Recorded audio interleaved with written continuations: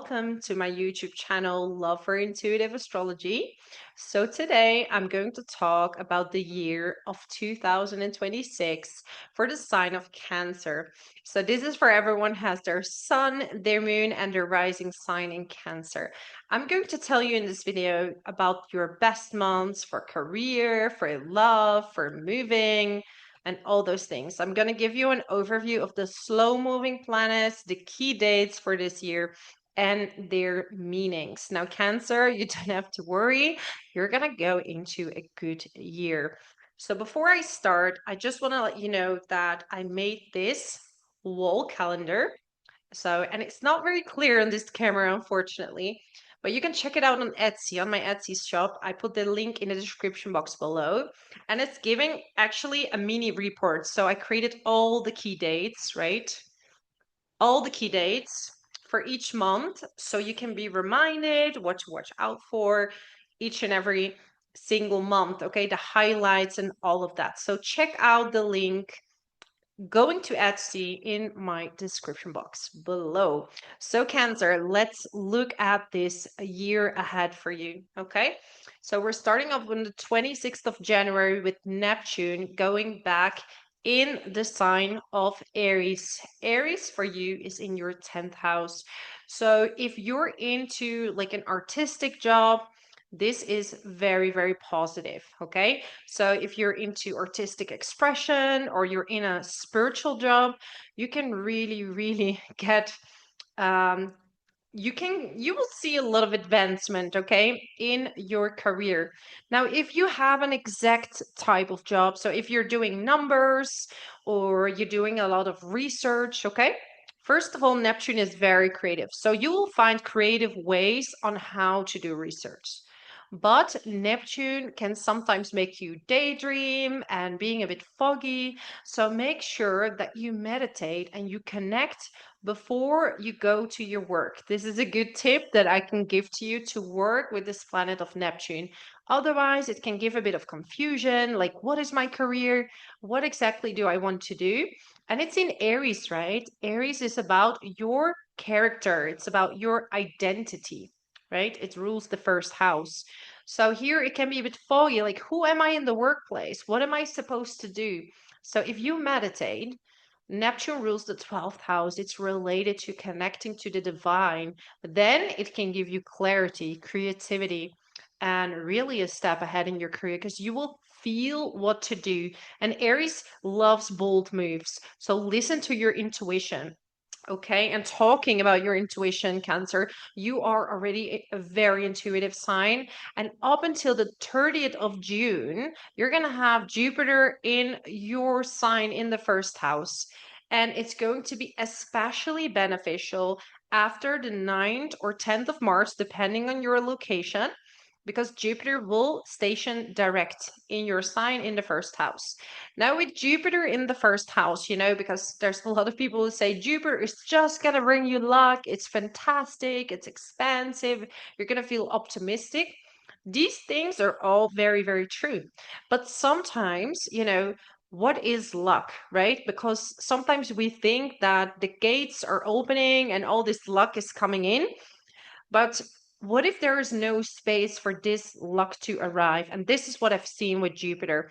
Jupiter sometimes cleans up the things that are no longer serving you and making space for the things that are serving you. So sometimes some things need to go and you need to connect with your intuition because with Jupiter in your sign, you're very intuitive and you know exactly what path to take, when to have patience, and when to move forward. This is going to be bringing you your ultimate luck because you know exactly when to take certain steps. Okay. Now, Jupiter is expensive, right? So it's bringing in lucky opportunities, new paths for you, new paths to take that, if you're well in your intuition, you're going to know exactly what to do. And the more faith you have, because Jupiter rules the 9th house, this is about believing in something bigger than yourself. It's going to give you more luck. Okay. And it's exalted here. The only thing is that you're going to feel so optimistic, lucky, and all these things that you might eat a little bit more than usual. So make sure that you watch your diet a little bit. That's my recommendation. But in general, you're gonna really know where to go. You're gonna have this magnetism that draws opportunities and people to you. This is the strength of Jupiter in the first house, and that's why a lot of new opportunities come people's way. But you have to let go. Like, don't control the outcome, because Jupiter likes to have faith. It wants to feel free, and when you feel free and have faith, good things can come your way. Okay. Now, there's a few very good dates regarding Jupiter, especially for you, Cancer. So I'm a bit impatient. I'm skipping some other things, but I want to jump right into that. So between the 10th and the 17th of April, Jupiter is in Cancer and it's sextiling Venus in Taurus. Now, Jupiter is in the first house and Taurus is in the 11th house. So you can really see money coming in through workshops, organizations, working for an organization. You're getting opportunities through networking. You might be networking with people and they're giving you really amazing opportunities, Cancer. So be out and about during this time, because Jupiter in Cancer can be very cozy, feeling very comfortable. That can also be making you expansively comfy. Yeah, but this is about going out as well. So you find these opportunities, especially between these dates. Between the 1st and the 19th of June, Jupiter will line up with Venus. And up until the 12th of June, it's going to be, so Venus will also be in Cancer. This is your time to attract abundance, okay? Attracting lots of abundance. And talking about abundance, because after the 30th of June, Jupiter will move in Leo in your second house. This is great for financial success, more money, more income. Okay, so you will see more income coming your way. Okay, and this could be because you're feeling more passionate. You're feeling more like expressing yourself, because Leo is expressive and people will love that. Okay. So don't be afraid to express, to show your skills, because that is what people want to pay you for. Okay. Your gifts, your skills, and all of that. Now let's go back to the eclipses. So on the 17th of February 2026, there will be a new moon annular solar eclipse in Aquarius at 28 degrees. And this is going to be in your 8th house, okay? And this eclipse is going to bring in some type of transformation for you. So you could be letting go of something, and with Aquarius in the 8th house, Cancer, you're not afraid to use a little bit of astrology or maybe something out of the box, right? That's going to help you break certain cycles, like a certain occult or a certain tool that's going to help you explore your karma and break certain cycles. This could be also the ending or beginning of a divorce. On the other hand, if your relationship is going really well, this can be the beginning of shared finances, joint finances, and yeah, really discussing how you're going to live with each other in each other's lives on a soul level. So soul conversations, right? In the 7th house, you're going to meet each other and marry and all that stuff. And in the 8th house, you're going to really like share your intimacy, right? And intimacy was meant as a soul tool, not to, you know, misuse, but to use as a tool to express love. So this is going to come up during this time. On the 25th of February 2026, Mercury is stationing retrograde in the sign of Pisces. Now, for you, Pisces is in the 9th house. So you might travel back to a place where you've been before. This retrograde is up until the 19th of March 2026. So traveling to places you've been before, overlooking some books or studies that need some reviewing, or you're just reading a book again that you really loved and that really inspired you, and you're just going to open that book again and you're going to be like, I really want to read this again because I had such a positive spiritual impact of this book, that you're going to read it again. Going back to certain materials, like if you're a teacher, you might be overlooking at certain materials that you've taught before, but let's bring this up again. So on the 3rd, let's say this all good. I'm not a native speaker, as you can tell, but I'm doing my best. So on the 3rd of March 2026, there will be a full moon total lunar eclipse in the sign of Virgo. And for you, Virgo is in the 3rd house. Okay, so this is about your communication. Some of you want to travel around this time, traveling, and this could be a life-changing trip. You might be communicating a certain way and it leaves a mark on others, releasing some kind of paper, doing some kind of exam, something major that will change the course of your life. Okay, regarding that. On the Yeah, I just discussed that.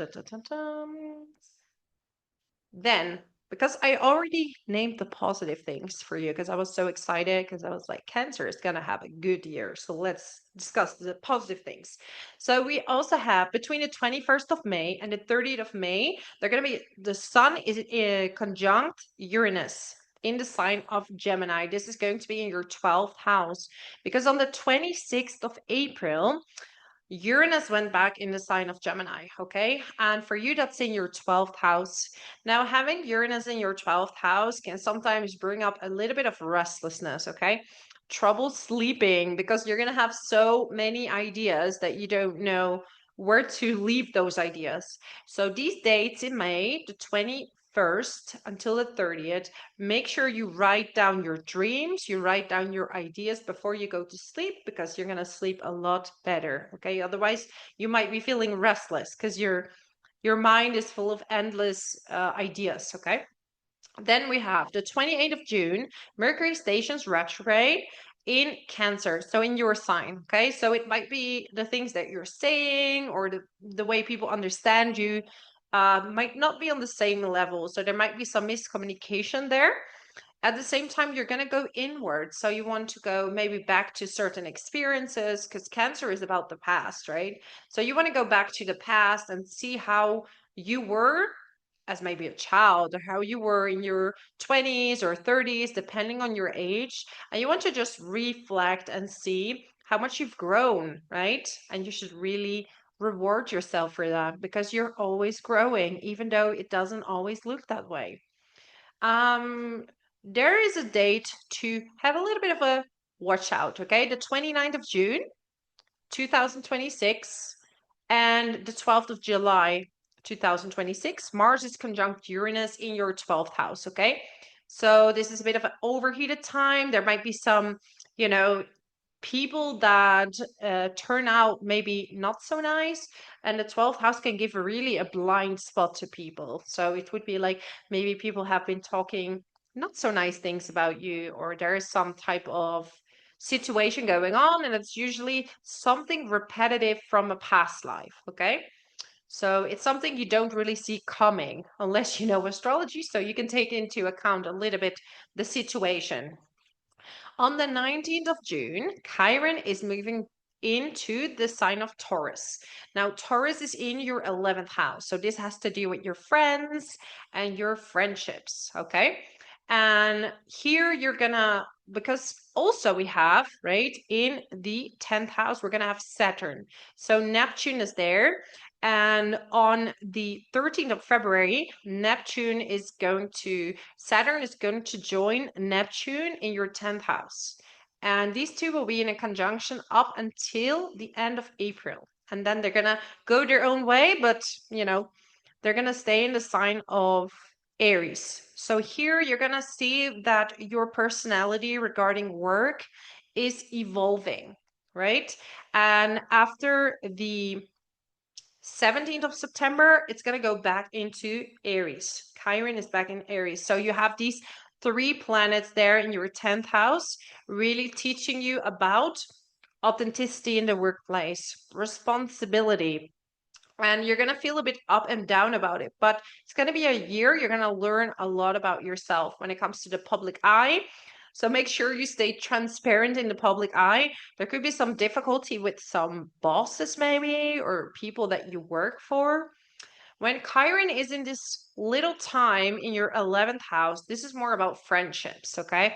It's not a good time to, give lots of money to friends unless you want to give it, but there might be some problems with money where you could feel like, oh, I'm paying way more than my friend, or I'm the one always paying, or there will be some inequality with money or how you feel. Like maybe you're feeling like not good enough to be part of the group, or you're starting to have certain doubts about yourself. Now, the funny thing about Chiron is that the wound is there within you, but you're really good at healing other people. So you're going to be a great advisor to, how to be worthy and how to have self-worth. So your wounds give great advice to your friends. Now make sure that you don't start to heal your friends at the cost of yourself, because this could be the downfall of Chiron and Taurus. Now we're gonna have a few. We're gonna have another eclipses in August. So we have one on the 12th of August, a new moon total solar eclipse in Leo in your second house, okay? And this could highlight your money once again. So highlighting your income, um, changing the way you're getting income, okay? So you could be having an upgrade or a promotion, or you're just changing the way you have income, okay? And then we have another one on the 28th of August, a partial lunar eclipse in Pisces, right? And this is going to be in your ninth house. So this is a great time to travel, to go on a trip. And this will be quite a life-changing trip, okay? This is about you getting knowledge about languages, spirituality, studying, teaching, but they're going to be a change in the way you're doing that, okay? And then on the 18th of August, we're going to have a North Node shifting from Pisces, so your ninth house, to Aquarius in the eighth house, okay? And the South Node is going to be joining Jupiter at some point. And this is really pulling you between joint finances, joint ventures, and the money you're making, right? Your money. So there's going to be some push and pull with you and your partner about money. This could be related to you earning your own money, but you need to pay off certain debts. This is a good time to do that, actually. You're going to get the money to pay off debts if that's you. Good time to organize your papers. So pay attention to earning money, making sure you're paying your taxes, have, work with the system. So things work in your favor. Okay. I'm not saying I'm agreeing to the system. I'm saying we gotta work with what we have, right? And make the best out of that. So this is really, and also you might be interested in spirituality. Some of you are going to be more interested in astrology or reading cards, numerology. These kind of things will be coming up during this nodal shifts. Okay.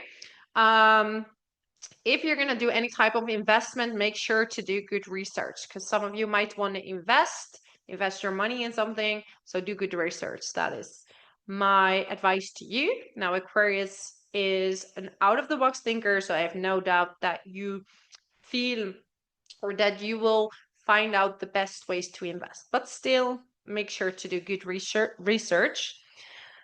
There is Venus retrograde, okay, between the 2nd of October and the 12th of November. Now it will start off in Scorpio. So it first will be in your 5th house in Scorpio up until the 25th of October. And then it's going to move in Libra in your 4th house. So when it's in the 5th house, it's going to round up maybe some toxic attachment to some past lovers. People might be coming back. There might be some unfinished business that either you're going to continue, but I always say make sure to not jump into things during Venus retrograde. You will be sure after Venus is stationing direct. Okay, so be patient. Don't go too quick. Um, Libra. So when it goes in Libra in the fourth house, okay, not a great time for investments in the house, but a good time to maybe optimize the house, get rid of things that you don't need anymore. um Checking some bills regarding the house, okay? Or is everything in order? Is there something that you need to solve? There could be some contractors, there might be some money issues with them, okay, or with payments. So look into that between 25th of October and the 12th of November. Before that, it's more regarding love, maybe hobbies that you're picking up on, that you didn't know some old gifts that you're going to bring back that you want to use, okay?